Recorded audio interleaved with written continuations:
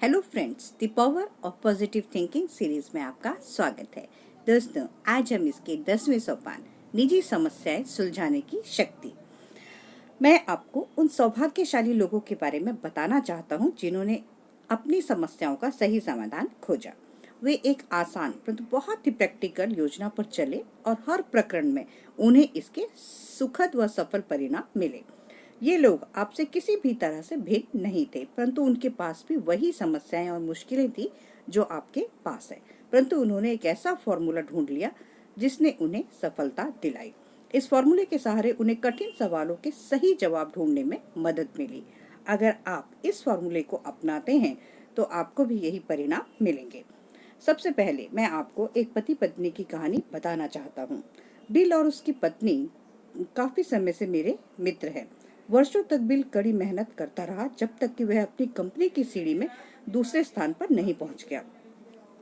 वह कंपनी का vice president बन गया और उसे विश्वास था कि वर्तमान प्रेसिडेंट के रिटायर होने के बाद उसे प्रेसिडेंट पद पर नियुक्ति दे दी जाएगी, और ऐसा कोई कारण नहीं था कि उसकी महत्वाकांक्षा पूरी ना हो सके। उसमें प्रेसिडेंट बनने की योग्यता थी, प्रशिक्षण था, अनुभव था। इसके अलावा उसे यह विश्वास दिलाया गया था कि उसे ही प्रेसिडेंट पद के लिए चुना जाएगा। परंतु जब रिटायरमेंट का वक्त आया तो उसे दरकिनार कर दिया और बाहर के एक व्यक्ति को कंपनी के प्रेसिडेंट पद पर नियुक्ति दे दी गई। मैं बिल के से इस घटना के ठीक बाद मिला जब उसका घाव भरा था। खास तौर पर उसकी पत्नी मैरी की इच्छा थी कि प्रतिशोध लिया जाए। डिनर पर उसने कटुता पूर्वक वह सारी बातें कही जो वह उन्हें सुनाना चाहती थी। गहन निराशा, अपमान और कुंठा से भरे मैरी के दिल में गुस्से की आग धधक रही थी। और जब उसने अपने पति और मेरे सामने अपनी व्यथा कथा कही, इसके विपरीत बिल शांत था। हालांकि वह स्पष्ट रूप से आहत, निराश और दुविधा में था, परंतु उसने परिस्थिति का सामना साहस से किया।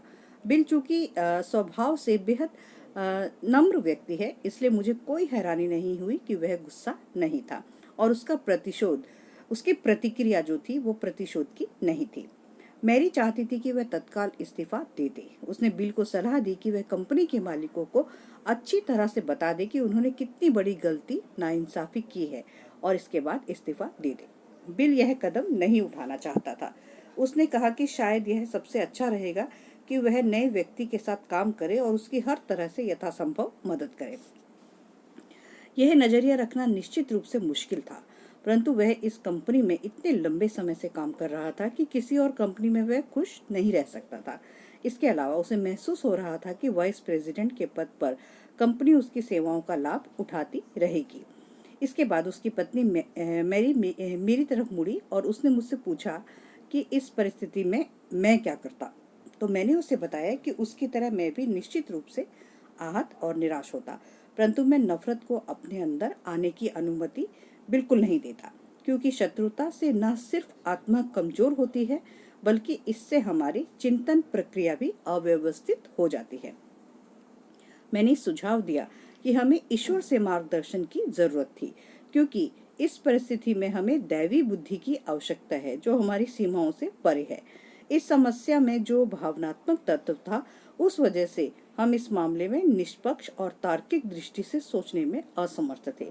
इसलिए मैंने सुझाव दिया कि हम कुछ देर तक साहचर्य और प्रार्थना के नजरिए से चुपचाप बैठे रहें और अपने विचारों को उस शक्ति पर केंद्रित करें जिसने कहा था, जहां 2 या 3 लोग मेरे नाम पर इकट्ठे होंगे, वहां मैं उनके बीच में रहूंगा।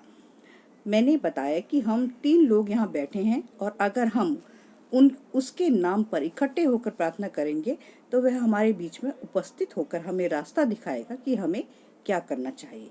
इस सुझाव का पालन करना मैरी के लिए आसान नहीं था, परंतु वह मूलतः समझदार और भली महिला है और इसलिए वह योजना में शामिल हो गई। कुछ मिनट तक शांत बैठे रहने के बाद मैंने सुझाव दिया कि हम लोग एक दूसरे का हाथ पकड़ लें।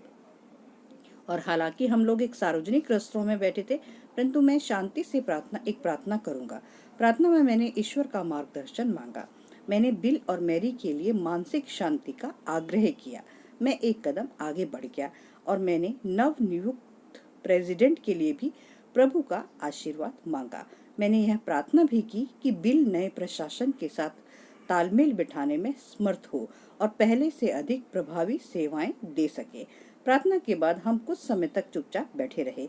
फिर मैरी ने कहा, हाँ, मुझे लगता है कि हमें यही करना चाहिए। जब मुझे पता चला कि आप हमारे साथ डिनर लेने आ रहे हैं तो मुझे डर था कि आप इस विषय पर ईसाई नजरिया अपनाने की सलाह देंगे। सच कहा जाए तो उस समय मुझे ऐसा करना ठीक नहीं लग रहा था। मैं अंदर ही अंदर उबल रही थी, परंतु जाहिर है कि अब मुझे महसूस होता है कि इसी नीति से इस समस्या का सही जवाब पाया जा सकता है। मैं ऐसा करने की कोशिश करूंगी और आस्था से करूंगी, चाहे यह कितना ही मुश्किल हो। उसके चेहरे पर फीकी मुस्कान थी, परंतु उसका विद्वेष अब चला गया था। तो दोस्तों, कैसी लगी आपको मेरी वीडियो? मेरी इस वीडियो को ज़्यादा से ज़्यादा लोगों में शेयर कीजिए और मेरी वीडियो को लाइक कीजिए, सब्सक्राइब कीजिए। गुड बाय दोस्तों, टेक केयर, बाय बाय।